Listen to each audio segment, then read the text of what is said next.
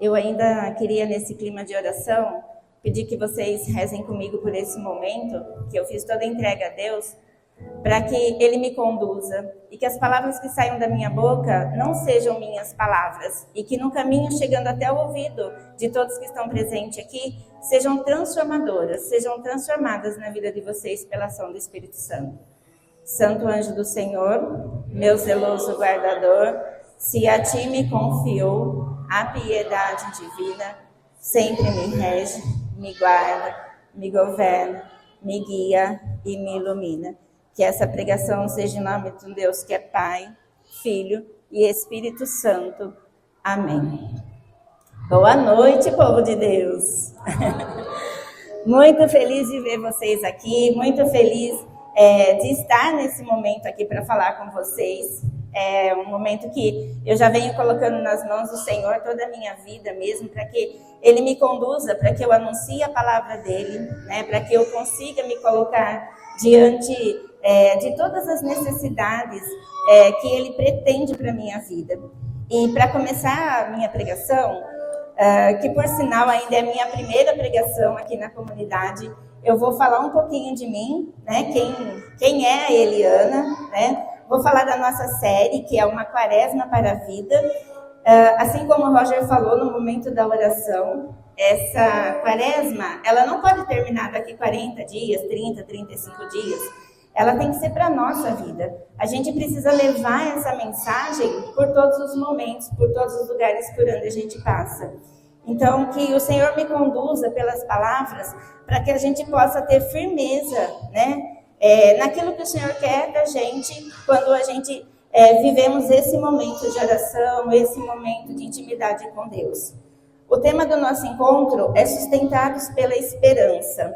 Nós vamos meditar um pouquinho sobre Mateus 17, que é o Evangelho de domingo, que vai falar um pouquinho sobre a transfiguração de Jesus. E também vou trazer um pouquinho para vocês a prática das virtudes, né, e o progresso espiritual, que nós estudamos também no livro Combate Espiritual de Lorenzo Scupoli.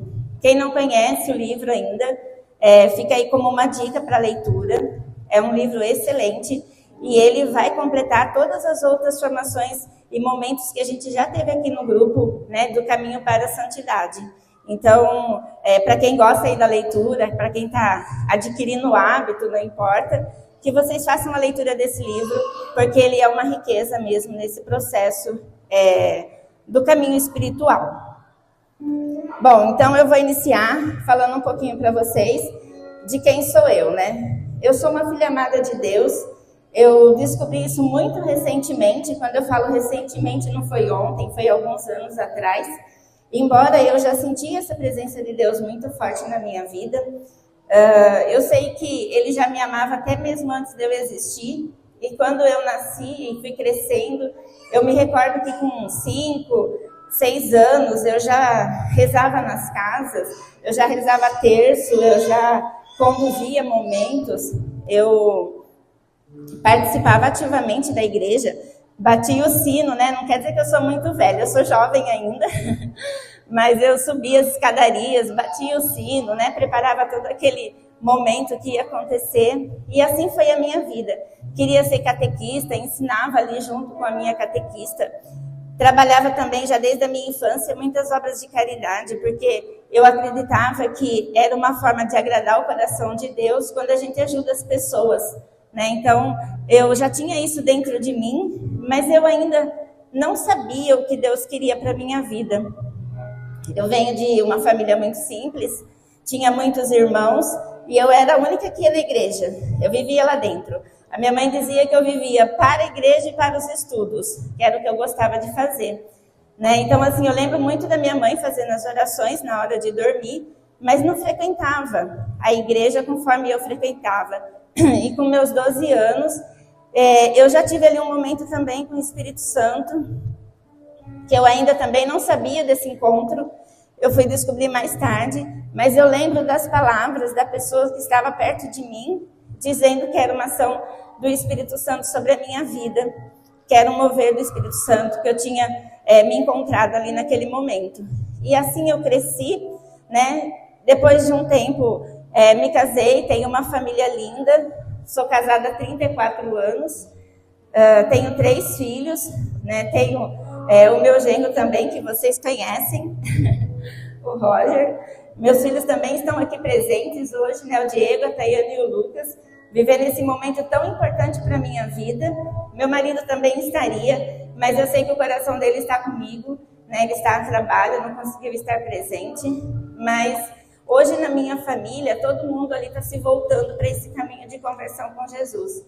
Então a gente tem passado todos esses momentos de uma forma muito intensa, construindo tijolinho por tijolinho, né? E muito recentemente, nos nossos momentos de espiritualidade, eu entendi o quanto Jesus me ama e o que Ele quer fazer da minha vida. Na verdade, eu não sei o que Ele quer fazer da minha vida, mas eu sei que Ele tem um propósito para a minha vida, assim como Ele tem um propósito para a vida de cada um que está aqui.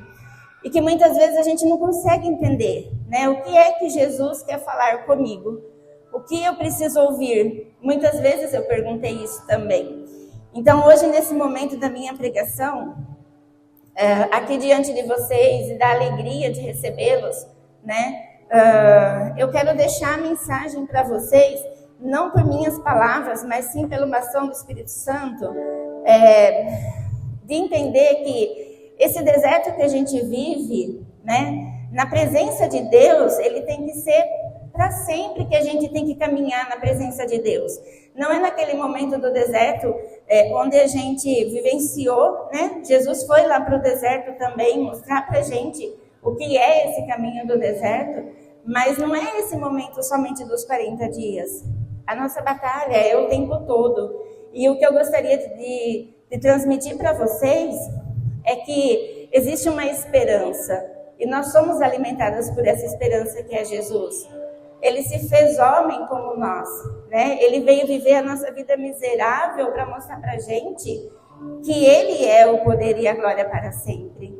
Então, de que forma que a gente passa esse processo da quaresma e leva essa quaresma para a nossa vida toda? Porque se esse é um momento de um retiro interno, um deserto que a gente vive, né? Porque todo mundo está falando nisso, então eu vou fazer essa penitência ou aquela, mas esse momento não pode ficar só aqui, porque a nossa batalha continua. A quaresma vai passar e a nossa batalha vai continuar.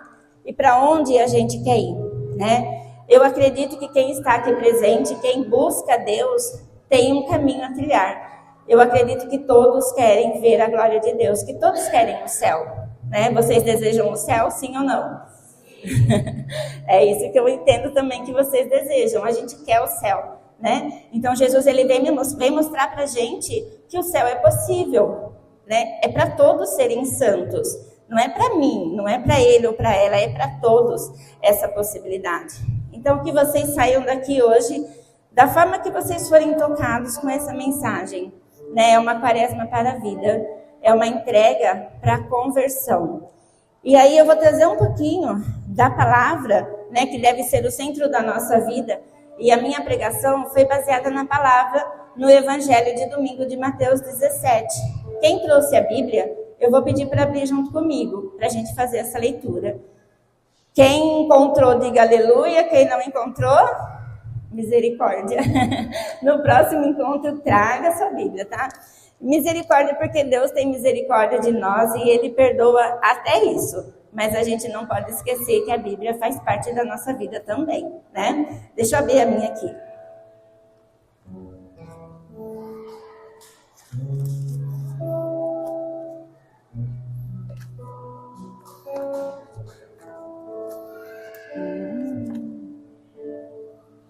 Espera só um pouquinho.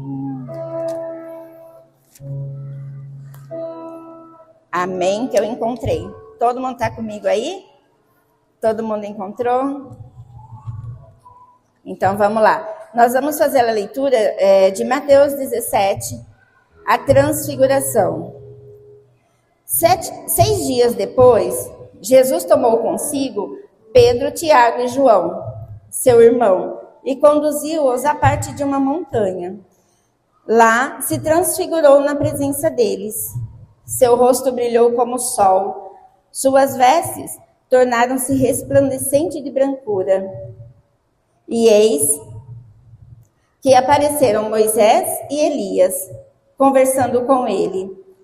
Pedro tomou então a palavra e disse-lhe: Senhor, é bom estarmos aqui. Se queres, farei aqui 3 tendas, uma para ti, uma para Moisés e outra para Elias. Falava ele ainda, quando veio uma nuvem luminosa e os envolveu. E daquela nuvem fez-se ouvir uma voz que dizia: Eis o meu filho muito amado, em quem pus toda a minha afeição. Ouvi-o. Até aqui, palavra da salvação.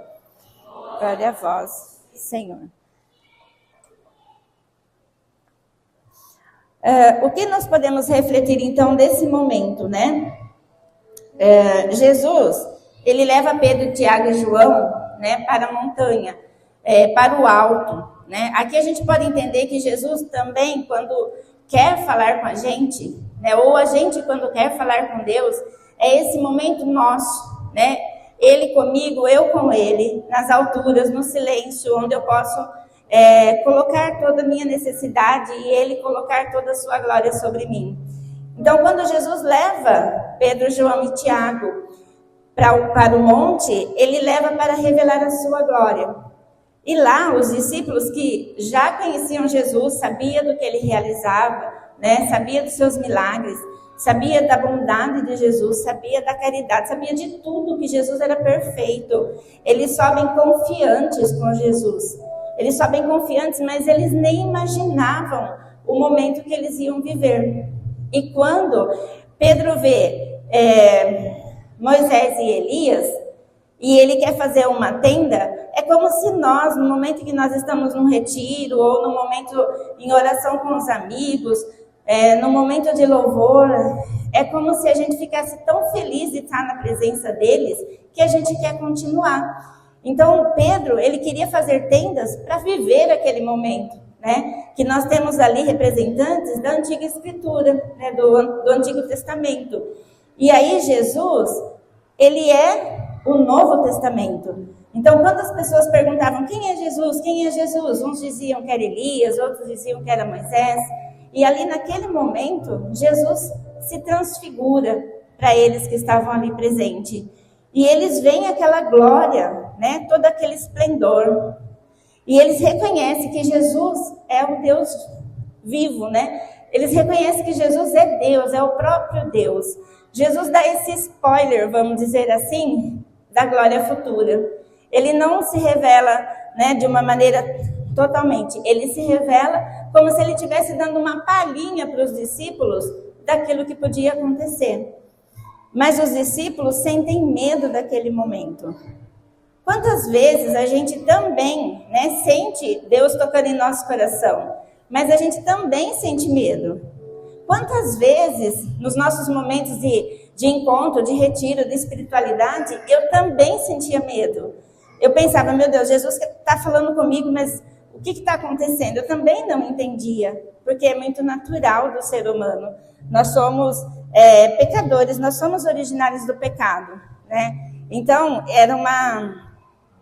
diante de toda aquela glória que eles veem, era natural que eles sentissem medo também. E aí, por que a gente sente, né? Por que a gente não consegue, nos momentos, ouvir a voz de Deus quando Ele quer falar com a gente? Porque a gente tem muitas vozes que falam com a gente. A gente tem muito barulho no mundo, né? Pedro, Tiago, João, que estava ali, eles reconheciam Jesus. Eles sabiam do seu poder, mas eles também tinham situações. Eles também viviam batalhas espirituais, assim como a gente também vive, né? Então, assim, o que nos impede hoje de ouvir e reconhecer a voz de Deus? O que nos impede hoje de ouvir essa voz? Né? Por que a gente começa a compreender que Jesus está falando com a gente, mas a gente não quer seguir? Essas vozes são as vozes do mundo. São os prazeres do mundo, né? O prazer é mais gostoso. Se ele fosse ruim, talvez não seria prazeroso, né? Porque os prazeres são bons, Só que os prazeres, eles nos conduzem, né, de certa forma, a qual caminho? É importante que a gente consiga diferenciar esses tipos de prazeres. Porque é muito prazeroso, é maravilhoso estar na presença de Jesus. Essa música que a gente estava ouvindo agora há pouco, né, de estar na presença de Jesus, é uma glória eterna. Não dá para a gente medir, né? No início eu recebi umas amigas aqui na igreja e eu senti uma alegria. E aí eu pensei, meu Deus, como Jesus se sente quando a gente olha para Ele? Como Jesus se sente quando a gente começa a atender o seu chamado, o seu pedido? Porque Ele tem um chamado para a nossa vida, né? Como que a gente se sente? Como que Ele se sente? E ao mesmo tempo, né, a gente pode se questionar como Jesus se sente quando a gente prefere ouvir a voz do mundo. Jesus, Ele vem nos ensinar o tempo todo, sabe? Ele tinha tudo e escolheu ser nada. Ele escolheu ser miserável como nós. Porque da mesma forma que entrou um homem no mundo e, né, veio o pecado original sobre todos nós, Jesus entra em forma de homem para nos trazer a salvação. Ele vem para mostrar que existe um caminho de vida eterna, que Ele é a salvação. Então Jesus vem para fazer com que a gente compreenda e renuncie a esses pecados, renuncie a essas vozes e escuta, assim como é falado no Evangelho: eis o meu filho muito amado, em quem pus toda a minha afeição, ouvi-o. Será que nós estamos ouvindo Jesus? Né? Será que nós estamos ouvindo aquelas vozes que, bom, eu pelo menos falava às vezes, né? Sabe aquela história do anjinho e do diabinho? O anjinho, né, é aquela razão. Você sabe a verdade, você sabe o caminho, você sabe o que é certo, o que é errado. Mas muitas vezes você não escuta o anjinho, você escuta o diabinho, né? Que está fazendo você cair no pecado, que está fazendo você ouvir a tentação. Gente, Jesus, Ele foi tentado, Ele está no deserto sendo tentado pelo mesmo inimigo que tenta a gente. Só que Ele é perfeito, Ele é o Filho de Deus, Ele é o próprio Deus. Ele não cai na tentação para nos ensinar que nós também, se nós cremos que Ele veio para nos salvar, Ele vem para nos ensinar que nós também podemos resistir ao pecado. A gente também pode lutar, só que isso é uma batalha espiritual. E isso é uma coisa que é com a gente mesmo. Então, se a gente sabe o que é o certo, por que a gente não vigia os nossos sentimentos, né? Então, essa renúncia dos prazeres e essa purificação da alma para a união plena com Deus, Lorenzo Scupoli, do livro Combate Espiritual, ele vem falar que são duas vias que nós temos para trilhar o caminho da santidade e ver essa glória de Deus. É a via cética e a via mística. A via cética é a renúncia dos prazeres. Então, eu preciso renunciar aos prazeres do mundo. Eu preciso buscar uma vida nova. Eu preciso viver um processo de conversão contínuo. Eu não posso pensar, né? Eu não penso que eu estou pronta. Eu ainda vivo um processo de conversão. Então, esse momento ele tem que ser contínuo na nossa vida. Essa renúncia dos prazeres do mundo é a via cética que Lorenzo Scupoli vem nos falar. E também ele traz a purificação da alma e a união plena com Deus, que é a via mística. Aqui eu vou dar um exemplo que ele nos apresenta sobre as fases espirituais. Eu gosto muito desse exemplo porque ele faz a gente pensar em que momento a gente está vivendo, em qual fase espiritual eu me encontro. Eu confesso que eu me assustei, e aí eu comecei então a batalhar mais para conseguir sair dessa fase. Só um minutinho, por favor. Gente, eu estou falando muito rápido? Não? Tá dando para entender? Porque assim, eu começo a falar, não paro, né? Então, ele vem trazer o exemplo do carvão. O carvão que você acende a sua churrasqueira, sabe? Então, muitas vezes a gente fica lá brigando com o carvão, né? Coloca o carvão não acende. Aí sai aquelas fumacinhas, de vez em quando umas faísquinhas, aquele foguinho azulzinho, assim que sem vida, que se bater um vento, né? Ele já apaga de novo. Esse momento na vida espiritual é o nosso momento de oração, né? Como a gente vive esse nosso momento de oração? A gente vive nosso momento de oração no primeiro momento do dia ou no último momento quando sobra o tempo? É frequente? É de vez em quando? É no momento da tristeza ou é no momento da alegria? Porque amar a Deus no momento da alegria é fácil, não é? Fala a verdade, é fácil. Mas e no momento da tristeza, da angústia, da dor, como que a gente ama a Deus nesse momento? Né? Então essa primeira fase é esse momento da oração, onde nós precisamos ser persistentes. Sendo persistente, né, a gente então vai começar a purificar a nossa alma, os nossos sentimentos, nossos sentidos. É aquele momento que o carvão começa a dar uns estalos. Sabe, faz uns barulhinhos assim, que às vezes faz até forte, assim, que espirra um carvão longe. Então, esse é o momento da purificação. E aí a gente precisa insistir muito mais para que esse fogo fique bom, para fazer o quê? Passar o seu churrasco, não é assim? Então, só que agora na vida espiritual, a gente tem que fazer esse fogo ficar bom para nos levar para o caminho da santidade, para fazer com que a gente consiga chegar ao céu e ver essa glória, né? Essa palhinha que Jesus dá para os apóstolos é a promessa da vida eterna que ele vai dar para a gente, se a gente conseguir chegar até lá. Então, a gente vai insistindo naquele fogo, faz um ventinho, faz outro ventinho, oração, oração, oração, vida de penitência, igreja, vai firmando a nossa quaresma todos os dias, mesmo que já passou o período da quaresma, né? Você vai firmando, porque é uma quaresma para a vida, o nosso propósito, e a gente vai firmando. E aí o que a gente vai chegar, então? Na via iluminativa. A via iluminativa é o momento que o fogo já pegou. Então o fogo já pegou, já começou a assar a sua carne, né, para fazer o seu churrasco gostoso. E na vida de oração, esse fogo já pegou e você começa então a ser luz na vida das pessoas, a levar, a convidar para o grupo Samaria, a trazer mais pessoas para vivenciar esse momento com vocês, a viver fora daqui esses momentos também, na sua casa, em outros lugares. Então você vai intensificando esse fogo. E quando pega aquele carvão vivo, sabe aquele que queimou, aquela brasa ardente, que você não vê mais nenhum carvãozinho sem queimar? Se você bobear, sua carne até vai torrar lá, porque ele está puro fogo mesmo, aquele carvãozão aceso. Esse é o momento da união plena com Deus.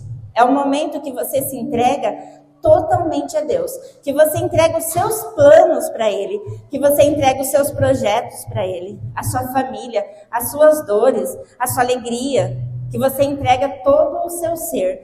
É um momento em que você vive um estado de graça para receber todas as graças que Deus tem para derramar na sua vida.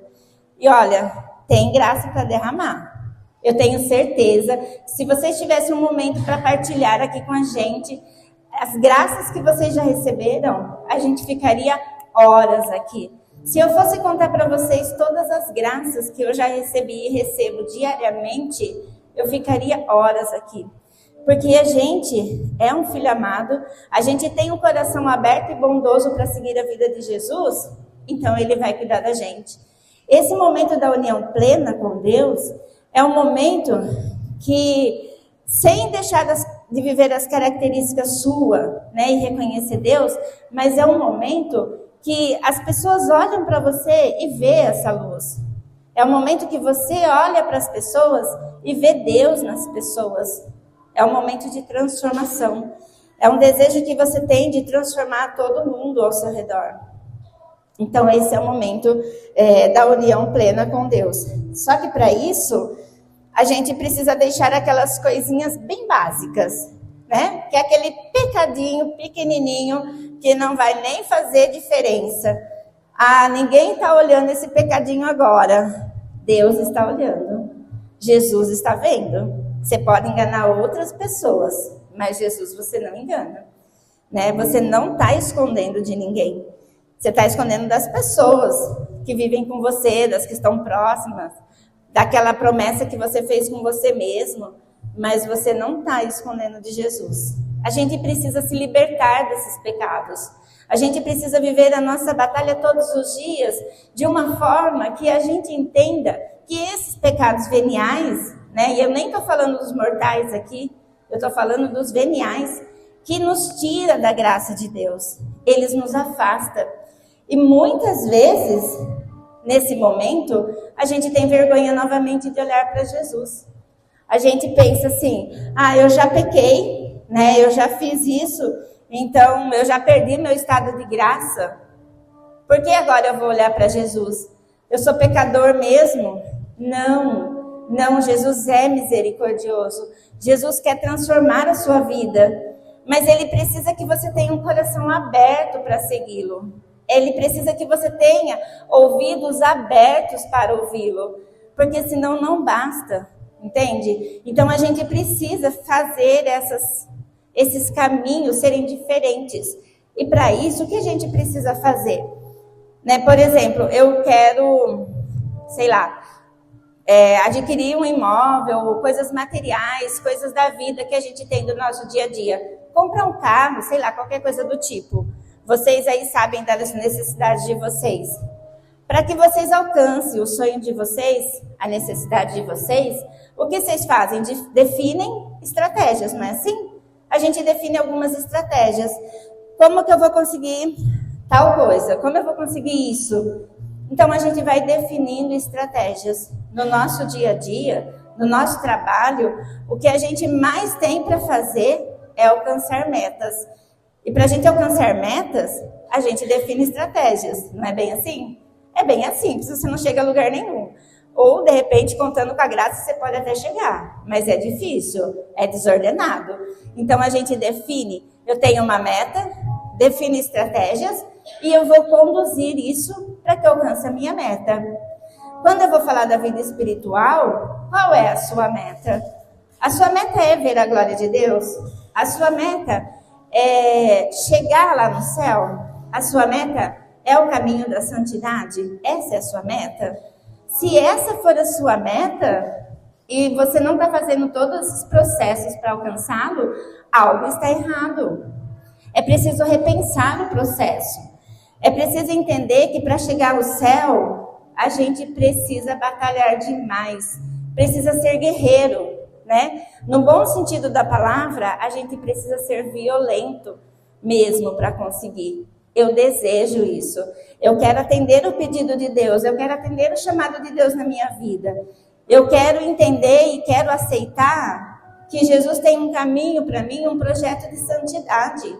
E como eu vou definir estratégias para alcançar esse projeto de santidade? Então aí passa a ser eu comigo mesmo. Já não é mais eu com o meu amigo, eu com o meu marido, eu com meus filhos, com o meu vizinho. É eu comigo mesmo. Eu preciso entender o que eu quero para a minha vida, como eu vou viver esse processo de conversão, como eu vou lutar todos os dias a minha própria batalha espiritual, para que eu possa ser luz na vida dos meus filhos, para que eu possa ser um instrumento de Deus na vida das pessoas, para que eu possa ser aquela pessoa que já não é mais eu que vivo, é Deus que vive em mim. Como que eu faço para chegar nesse momento? Então, para tudo isso, a gente precisa resistir valentemente às tentações. A gente não pode deixar se abater. O padre Lorenzo Scuppoli, ele traz no seu livro também,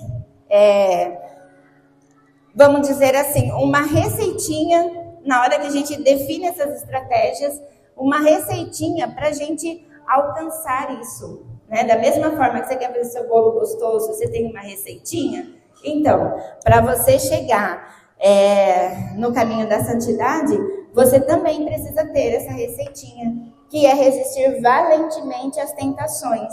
Elas estão aí. O inimigo ele está rondando o tempo todo. A gente não vê, mas ele está presente. Ele está presente naquele momento que, assim, do nada as coisas acontecem e você fala, meu Deus, me dê paciência, me ajuda, como que eu vou sair dessa situação, o que eu devo fazer, né? Ele está presente nos momentos que você está sós com Deus falando e pensando em outra coisa, por exemplo. Então, ele está presente o tempo todo. Então, a gente precisa valentemente, assim como Jesus resistiu à tentação, quando ele oferece o mundo inteiro. Ele ofereceu para Jesus o mundo inteiro. Se renda a mim, que eu te dou todo esse mundo, tudo isso aqui será seu. Né? Quantas vezes a gente escuta isso? E essa ganância, esse poder, esse querer, nos afasta da presença de Deus. Né? Então, a gente precisa resistir valentemente às tentações. Ao passar por ela, né, aí eu vou trazer aqui um exemplo da paciência. Vamos levar para o lado dos sentimentos.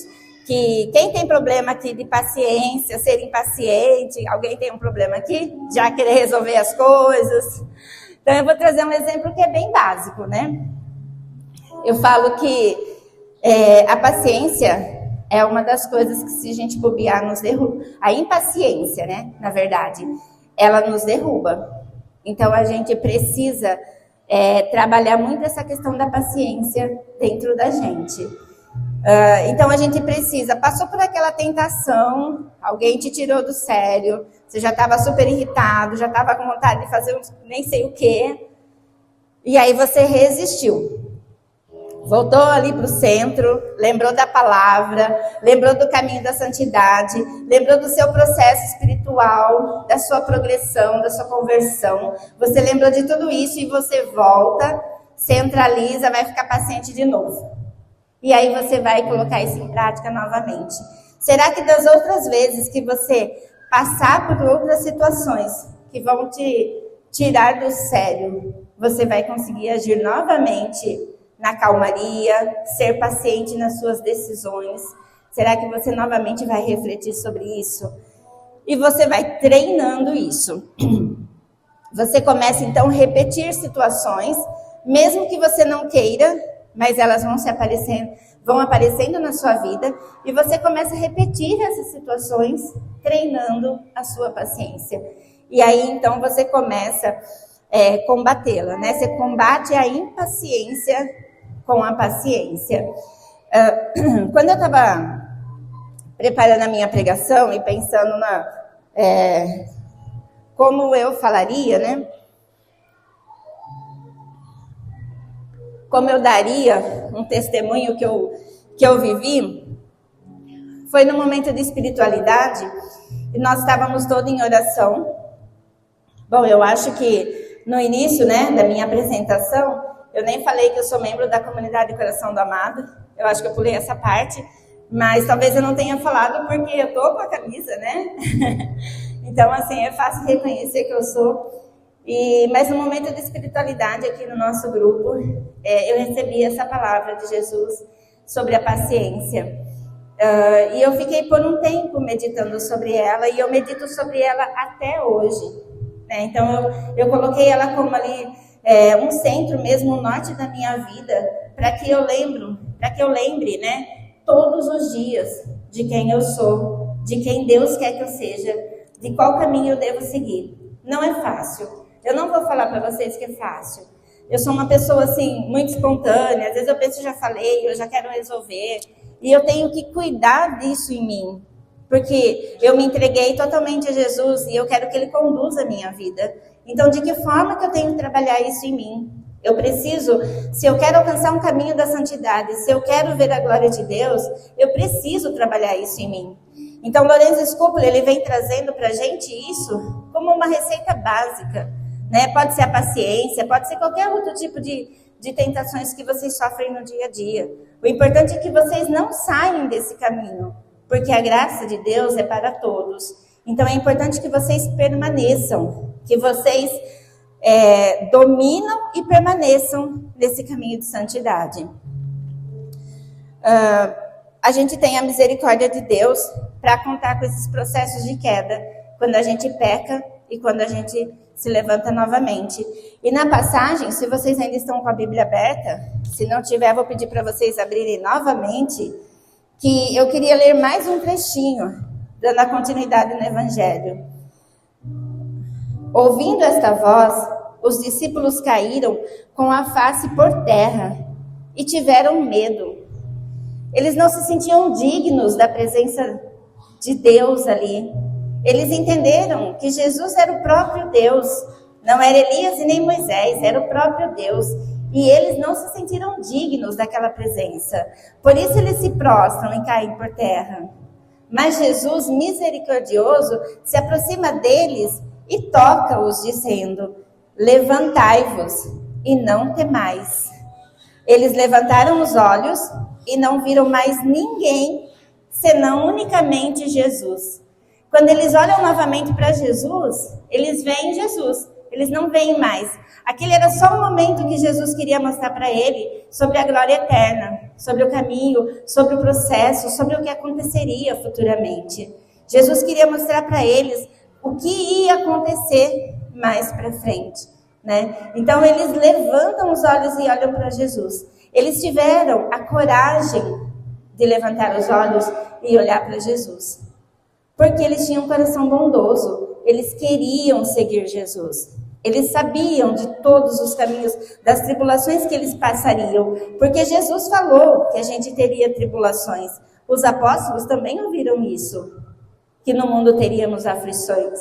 Eles já sabiam que Jesus seria perseguido. Jesus sabia, né? Mas Jesus já estava sendo em alguns momentos ali também, porque muitos não acreditavam em Jesus. Só que eles estavam ali firmes e fortes e perseverantes naquilo que eles pretendiam. Então, por isso ele levanta os olhos para Jesus e saem dali com Jesus. Nós também devemos seguir esse exemplo. Se a gente cair, a gente precisa levantar. A gente não pode ficar caído. A gente caiu, a gente tem que olhar para Jesus e tem que falar: Senhor, me levanta porque eu quero estar contigo.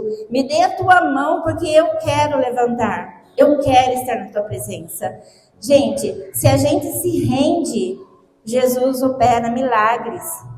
Ele é um Deus de milagres. Eu acredito que todos estão aqui sabem disso. Então a gente precisa se entregar completamente a Jesus.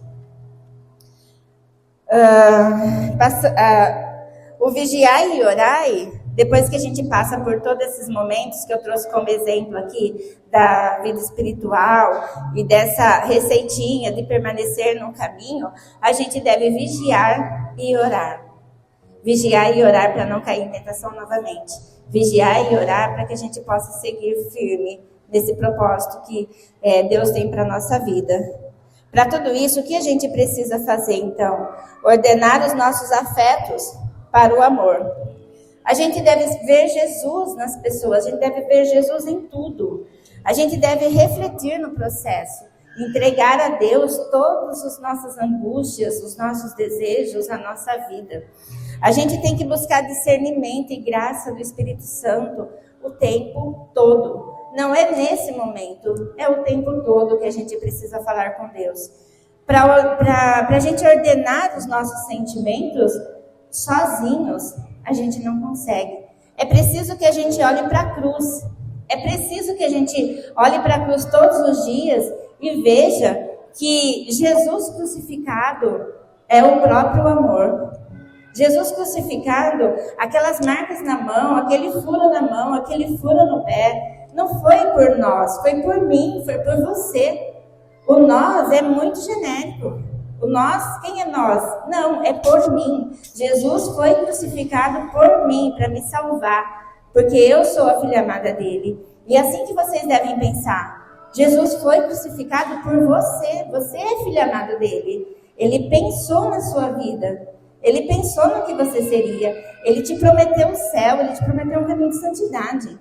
Então, olhem para a cruz todos os dias e reconheça que Jesus é a salvação. Jesus é o caminho. Olhe para Maria aos pés da cruz. É possível, a gente não consegue nem sentir o tamanho da dor, né? Da espada transpassada no coração de Maria ao ver o seu filho todo daquele jeito, né, sendo maltratado. Ela sabia quem era ele, ela sabia, ele era o Filho de Deus. E ele sofreu e ela permaneceu em silêncio, ela permaneceu em oração. Ela foi obediente até o fim, porque ele foi obediente. Ele foi obediente e viveu tudo isso para nos salvar. Como que a gente pode não olhar para Maria, não olhar para Jesus e ver que a gente precisa ter um processo de conversão e uma mudança de vida. A gente precisa restaurar e ordenar os nossos sentimentos. A gente precisa mirar o céu. Lembra lá do comecinho que eu falei que é preciso que a gente tenha metas e definir estratégias? Porque isso a gente faz no nosso trabalho. A gente faz no nosso trabalho, a gente faz na nossa casa, a gente faz na nossa família, mas a gente não faz para a nossa salvação. A gente precisa definir estratégias, a gente tem que definir metas e olhar para o horizonte e saber que o melhor horizonte é o céu. E a gente precisa trilhar esse caminho até chegar lá. A gente precisa se abastecer todos os dias. E aqui, como eu disse lá no início, que eu vinha vivendo já esse período há um bom tempo, eu vou também contar para vocês mais um testemunho de como eu fui buscando a minha conversão e como eu venho buscando a minha conversão todos os dias. Porque eu quero trilhar esse caminho da santidade. E eu preciso da misericórdia de Deus, porque sozinha eu não consigo. Quando eu estava fazendo o momento da minha pregação, eu fiz aqui algumas anotações e eu pedia para o Senhor. Eu falava, Jesus, conduza-me para que eu consiga colocar aquilo que o Senhor quer que as pessoas entendam. Não é o que eu quero falar, não são as minhas palavras. Até mesmo porque eu tenho muita dificuldade para falar de mim. E é outra coisa que eu venho treinando também, para dar os testemunhos que Jesus tem operado na minha vida. É importante que a gente aprenda a dar os testemunhos. Eu sempre ouvi isso, mas eu não conseguia, eu me travava. E eu tenho pedido muito isso para Deus. E hoje, então, eu vou falar para vocês 3 momentos. Desde quando eu voltei para a igreja, né? Eu nunca me afastei completamente, mas eu muitas vezes escolhi os prazeres do mundo. Eu deixei de ir para a igreja para ir em outros lugares. Eu não frequentava mais assiduamente como eu frequentava antes. Então, quando eu volto para a igreja, eu começo a viver esse processo de conversão novamente. Eu começo a me reconhecer novamente como uma filha amada. E teve uma dinâmica uma vez que nós vivemos, eu nunca vou esquecer esse momento. Depois de muita oração, depois de muita entrega, onde a gente colocou as nossas dores, as nossas angústias, aquilo que a gente precisava se libertar, a gente teve um momento de reconhecimento e foi por meio de uma dinâmica, mas foi tão significativo para mim, tão significativo que eu nunca consegui esquecer. Porque eu já sabia que eu queria chegar no céu. E aí a gente foi para um campo, e nesse campo tinha muitos tijolinhos, e nesses tijolinhos tinha um nome, como se fosse um altar, né? Como se fosse aquela base da imagem. Então esse tijolinho era o nosso altar no céu.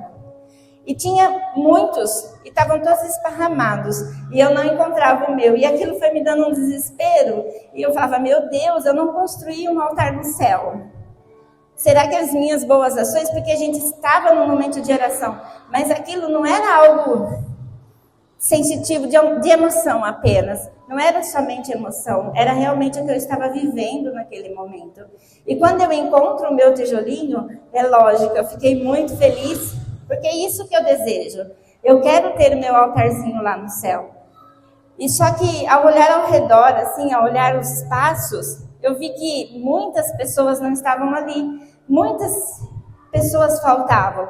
E aí eu comecei a refletir, meu Deus, por que não estão aqui? Esse lugar tem um nome. Lá no céu você tem um altarzinho com o seu nome. E qual seria a nossa alegria se a gente se encontrasse todo mundo lá no céu um dia? Um lugar onde não vai ter dor, não vai ter tristeza, não vai ter mais nada. É promessa do paraíso, é promessa de vida eterna. Assim como do outro lado do mal tem a promessa também de ranger de dentes, choro e lágrima, também é eterno. Então a gente tem que conquistar o nosso espacinho lá no céu.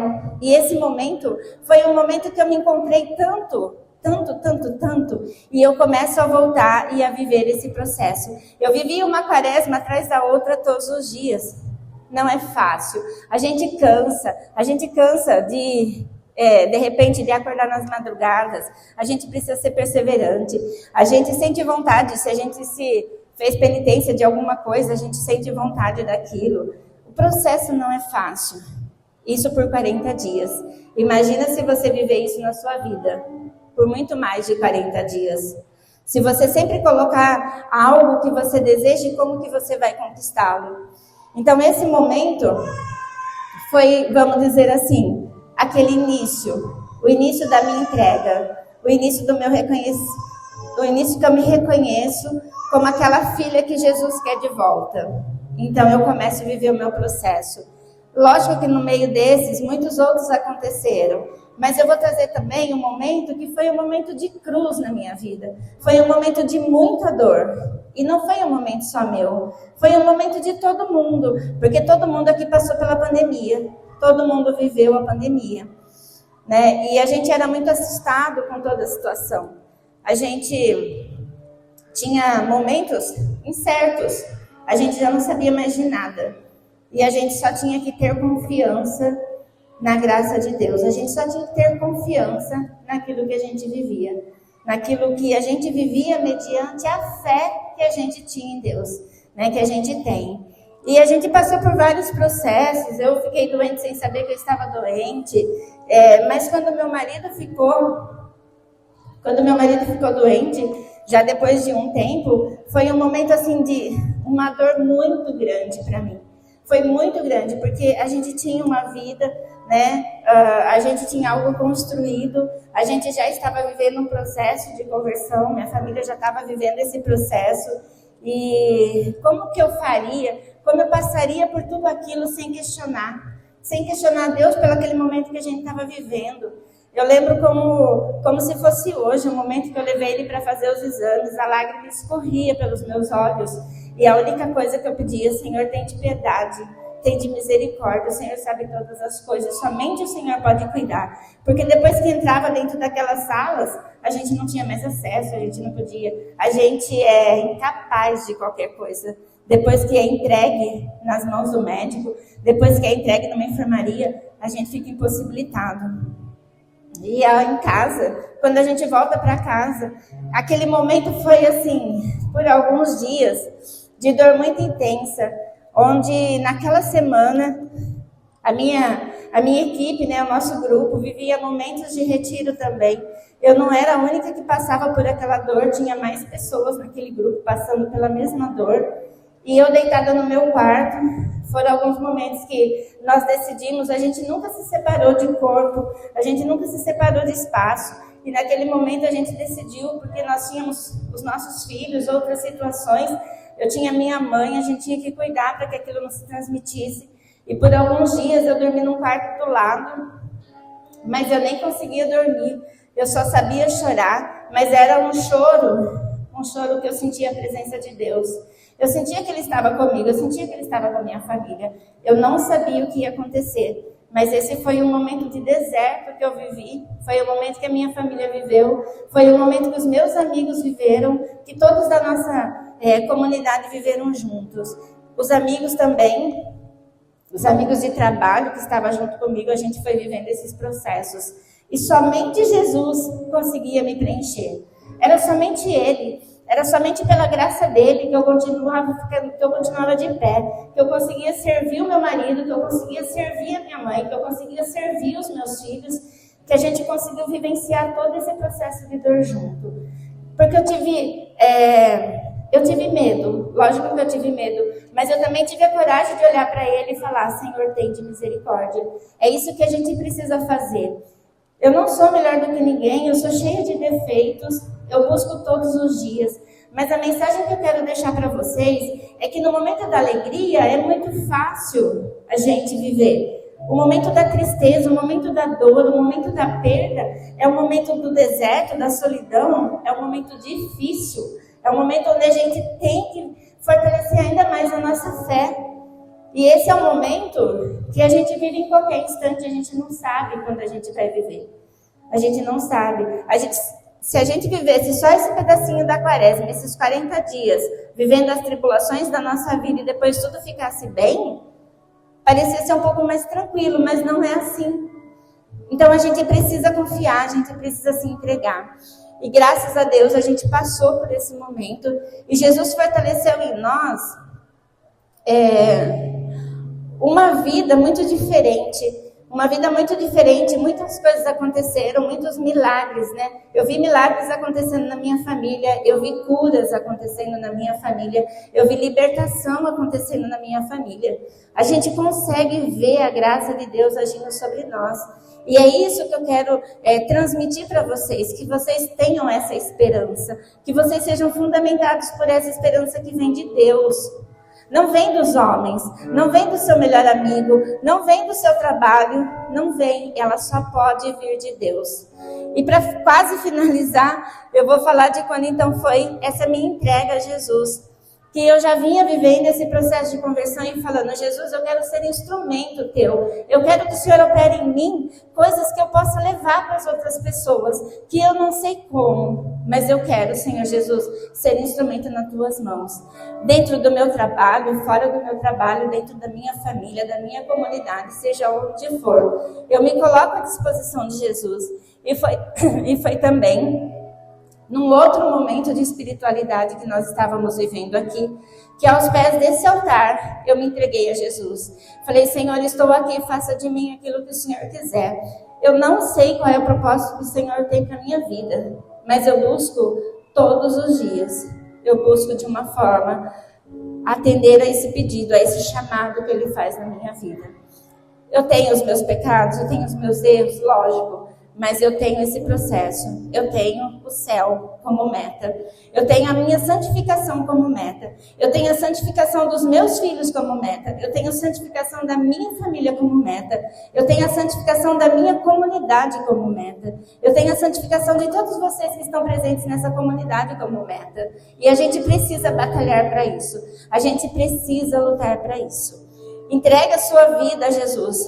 É uma decisão. A gente precisa se decidir por Jesus todos os dias. Não dá para decidir por Jesus em qualquer momento. Hoje eu me decido a fazer isso por Jesus. Não dá. A gente precisa se decidir por Ele a todo tempo. É preciso estar alimentado por essa esperança de querer viver o extraordinário. Quando Jesus se revela, né, esse momento da transfiguração, é o extraordinário. Era a glória que viria, era a ressurreição, era a promessa da vida eterna. Era toda aquela dor sendo transformada em esperança.